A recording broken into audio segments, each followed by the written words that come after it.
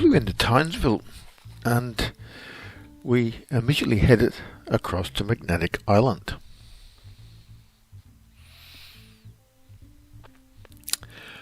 From the airport we got the shuttle bus to the ferry terminal.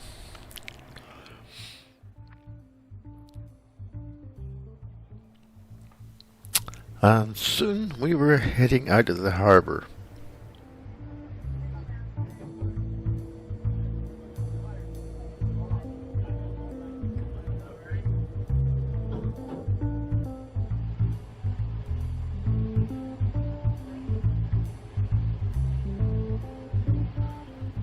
Once clear of the harbour breakwater, it was full speed ahead.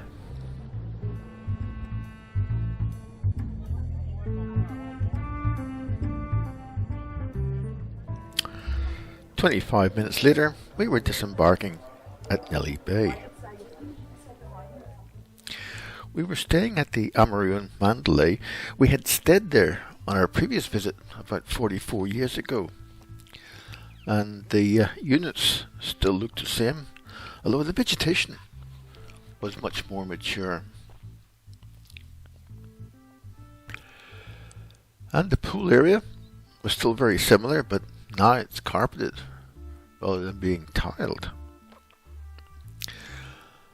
And we had a couple of curlews that made their home outside of our unit.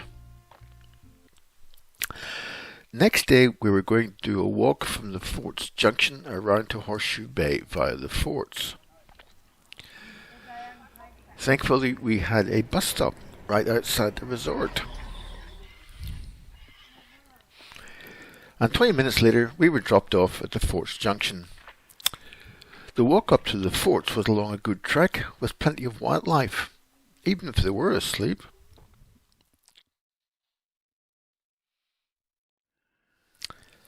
Soon we arrived at the fort site and climbed up to the gun emplacements.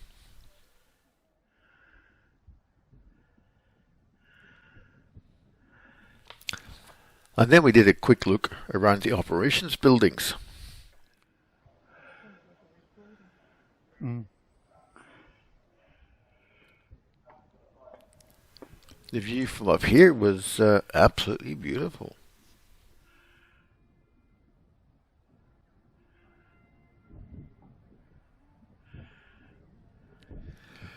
From here it was a walk back down to sea level, and then we walked along to Radical Bay with its perfect beach.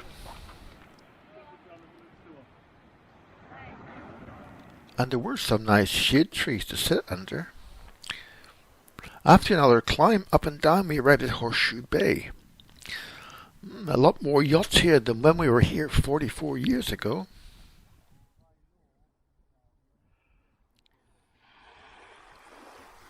Time for some lunch and to get the bus back. The following morning we caught the bus round to Picnic Bay, where we were dropped off just next to the jetty shelter.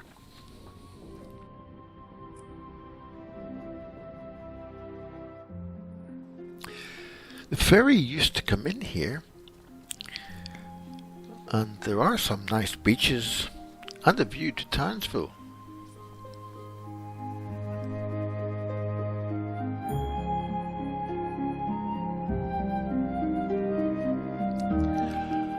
After a little bit of searching, we found the most important thing, a cafe.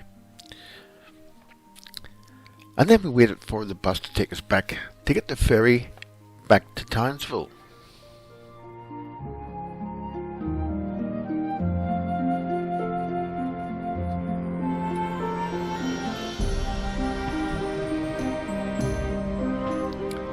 Late in the afternoon, we walked around the city and visited the old railway station. Apparently they couldn't get the new tilt train into it, so they built a new station.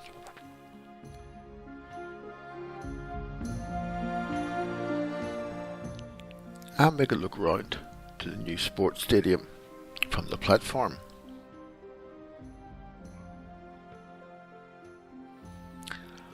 The following day we were taking the Spirit of Queensland train up to Cairns, which of course left from the new station.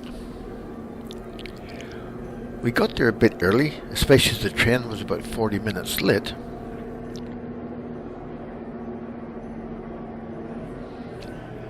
But soon we were off heading north.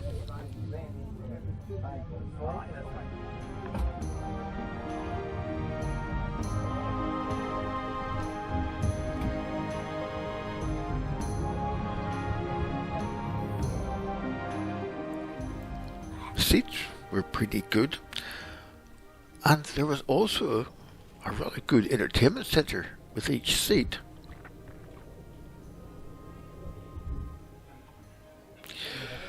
Now the railway runs between the sea and the mountains, and on the flats here there's a lot of sugarcane being grown.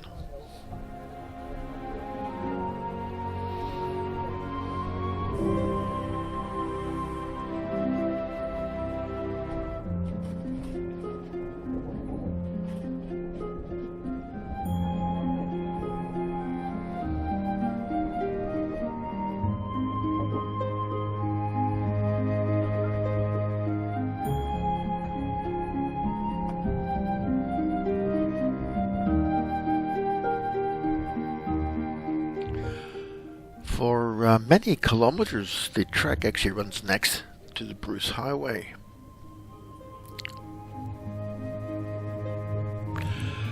And somewhat behind schedule, we arrived in Cairns and we walked to our hotel. One of the reasons for coming to Cairns was to do the Kuranda Scenic Railway. This runs every day from Cairns up into the tablelands at Kuranda using the old carriages, but with diesel locos. It was a very long train.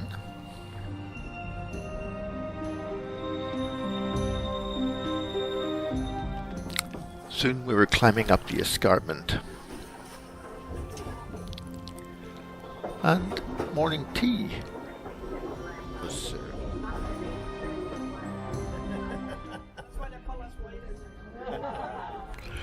When the train arrives at Byron Falls, it stops there at the lookout so everyone can take photographs.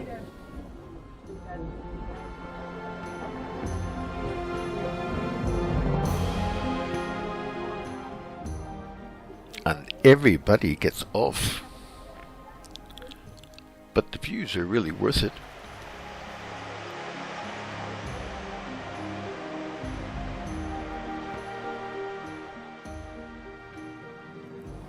On the other side of the railway there was another waterfall going down into the gorge.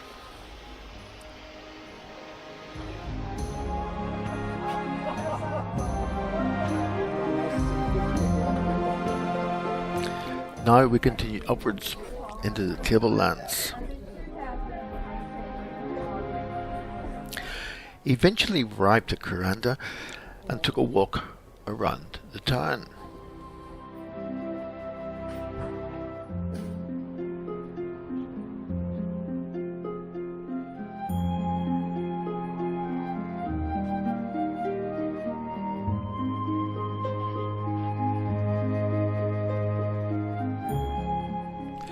It was all very touristy, so we end up taking a seat in the shade of some trees.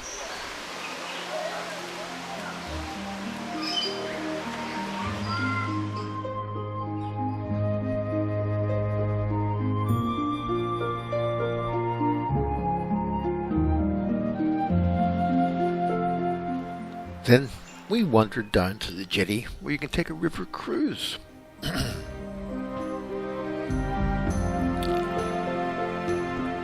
And finally we meandered back to the station and got some lunch at the cafe on the platform. Next morning we picked up our hire car and headed north to Port Douglas for coffee, after which we continued north up into the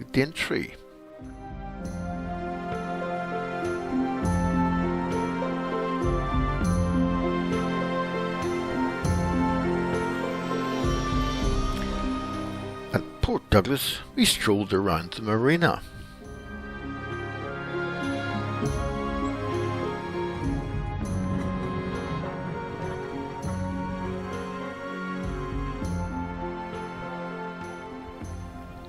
We came across this old steam tram that used to run between Port Douglas and Mosman.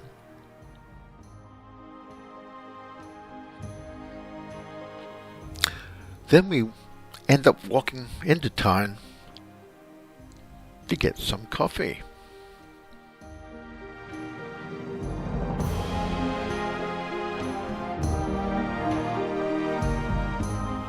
After this, we continued north to get the ferry into the Daintree.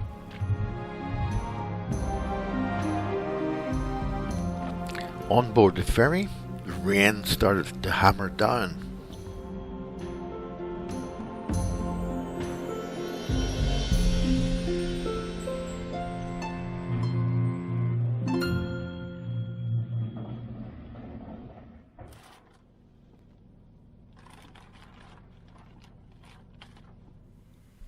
We stopped at the Mount Alexandra lookout, but it was very, very wet. So we drove on to the Daintree Discovery Centre, but it was so wet and miserable that we decided we'd just drive a bit further north and then head back to the ferry. The traffic was stopped to allow a cassowary and chick to cross the road.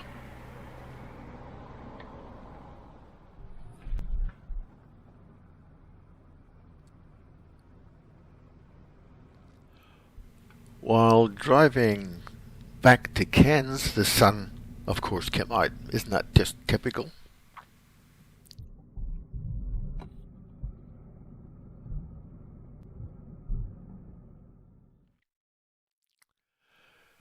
Now today, we were leaving Cairns and heading for Atherton, actually via Kuranda again.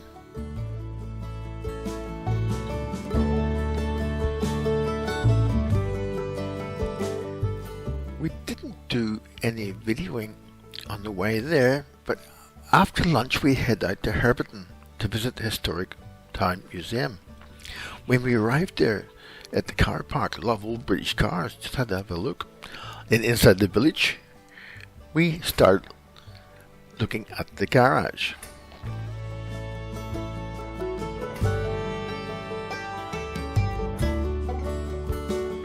I love these old pumps.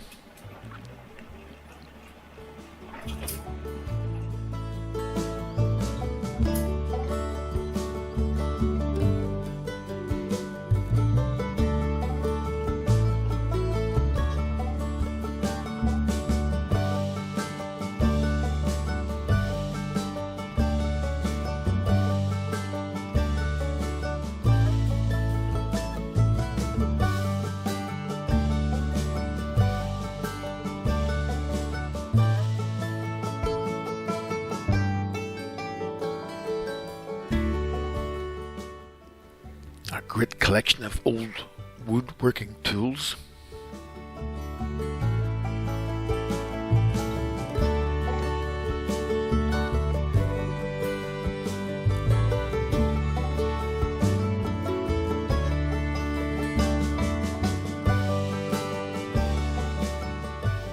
And I love looking at these old steam engines. Fantastic engineering.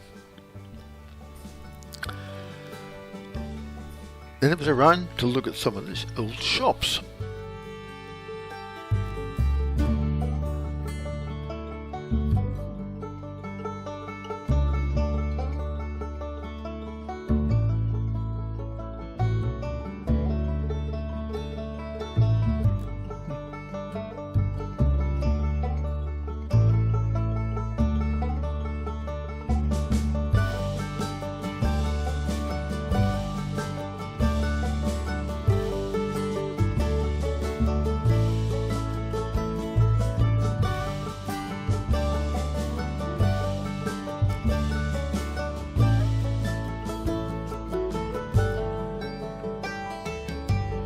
This old station lunch table carries a few scars and lots of memories.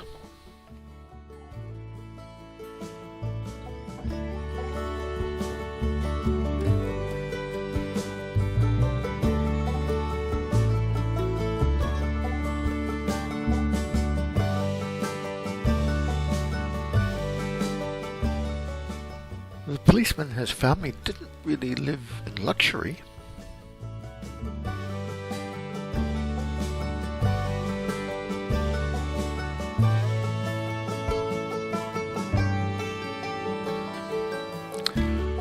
Now, this old schoolroom takes me back 70 years.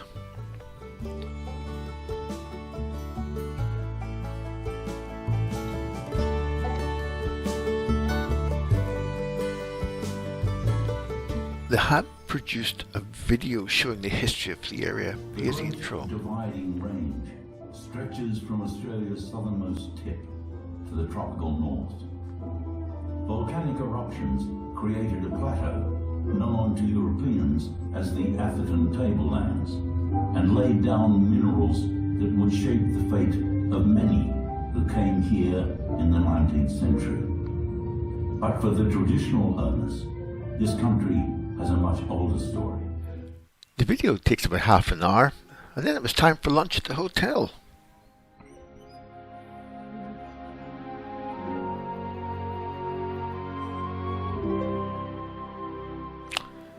I think he did rather well for himself.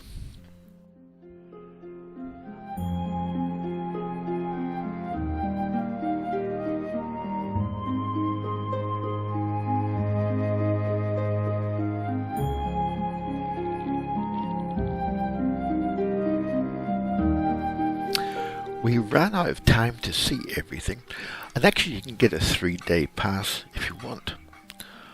And on the way back, we drove through the old town.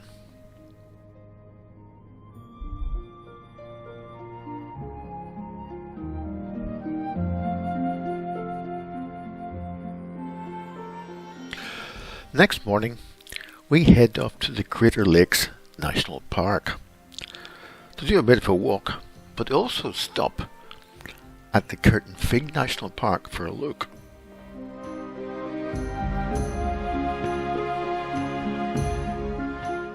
This little area is very nicely set up with good information boards and a nice walkway into the Curtin Fig itself.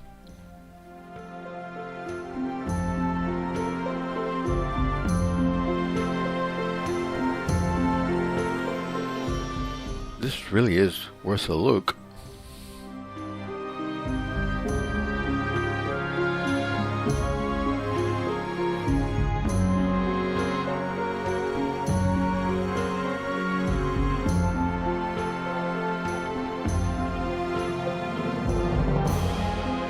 We carried on to the Craters Lake National Park to do this 3-kilometer circuit around the lake.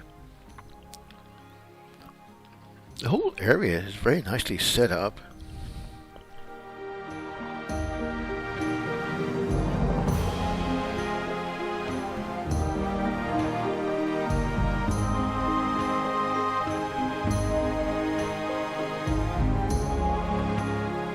I like the last line on this sign.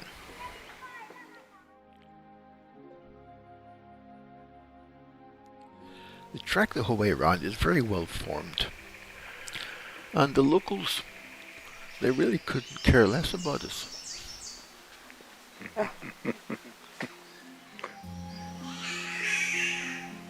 The track is actually halfway up from the water to the top of the crater's edge, and we do get the occasional view of the lake.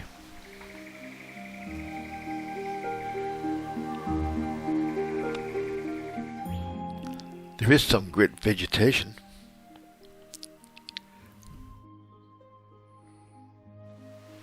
And in fact, the only thing really missing are the hobbits.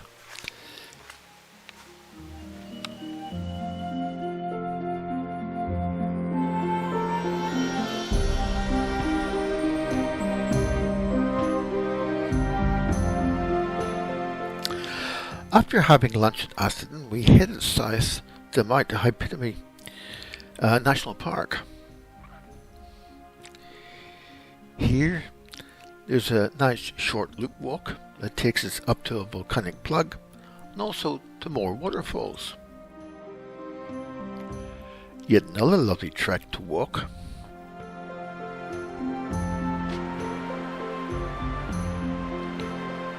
Soon we arrived at the volcanic plug lookout, and as usual, cameras really cannot do justice to it.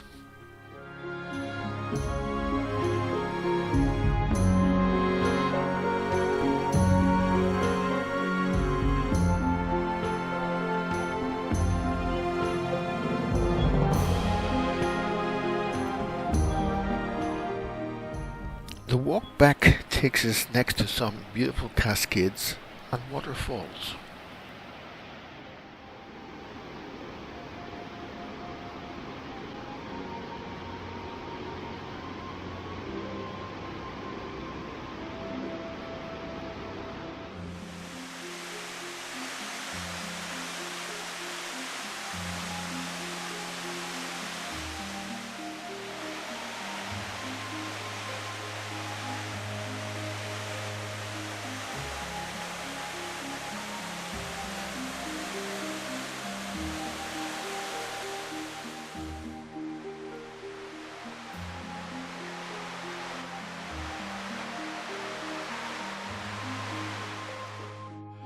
Today we're heading down from the tablelands to Tully. Then we're going to turn back up into Tully Gorge to look at more waterfalls.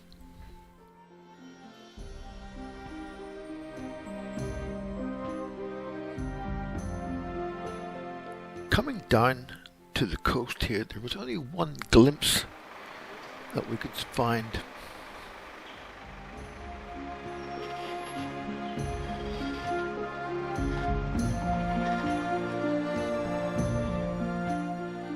We drove the whole way there and there were no signs to these waterfalls. These are the Champagne Falls.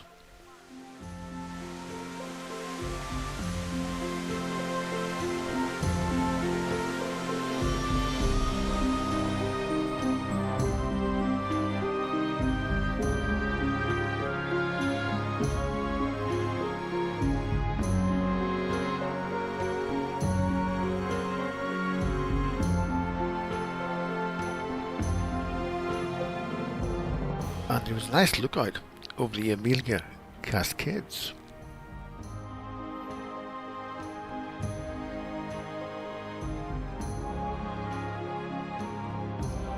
Looks like an area here where they have meetings and do some education. And then we got up to the Ponytail Falls.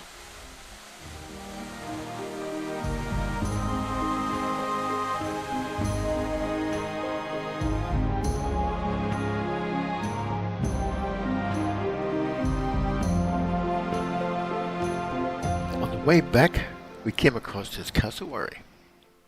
I'll be closing the window very shortly. Okay, go.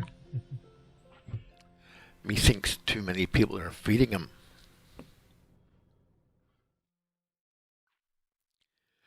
We drove down to Mission Beach for the night, and it really is a beautiful beach there.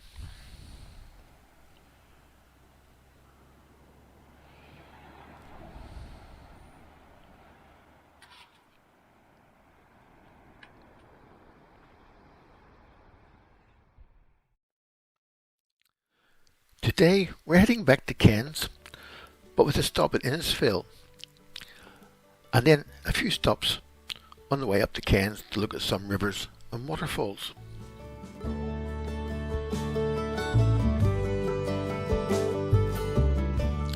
Leaving Mission Beach, we called in at the jetty.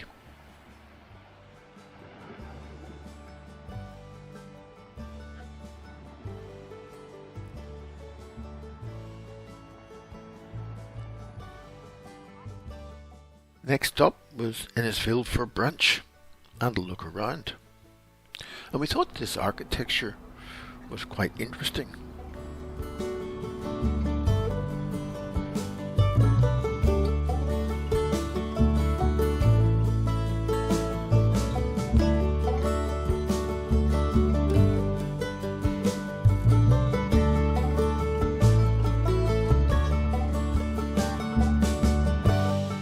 Then it was down to the river and have a look at the wharf.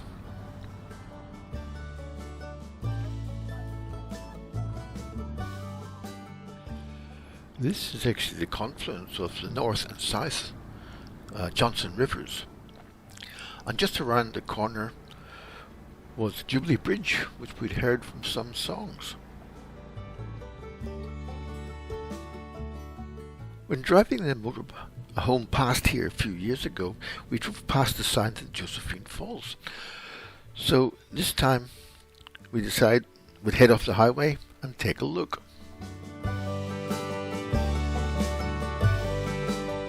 It's a good sealed walking track that leads up to the three falls. The only real downside we found were the number of people there.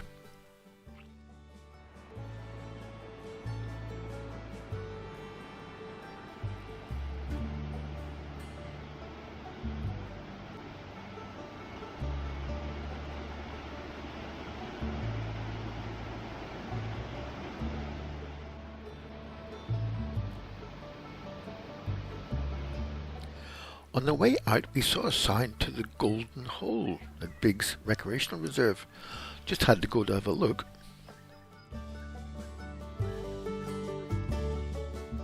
Yet another beautiful spot.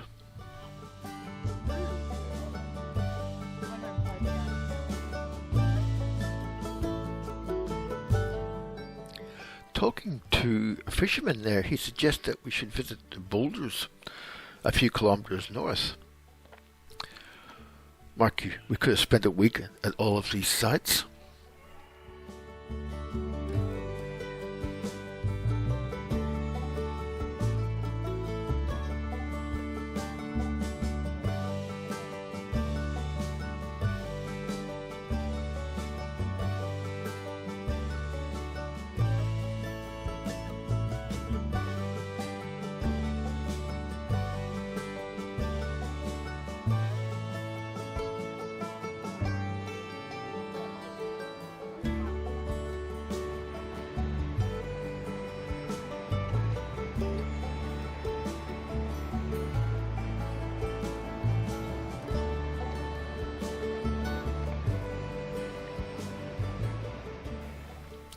Next morning, we checked out the hotel and returned the car, and then went for a walk up along the waterfront at Cairns. Watched some soldiers practicing, and then walked down to the marina. Then picked up our flight, heading back home. But that actually is another adventure altogether.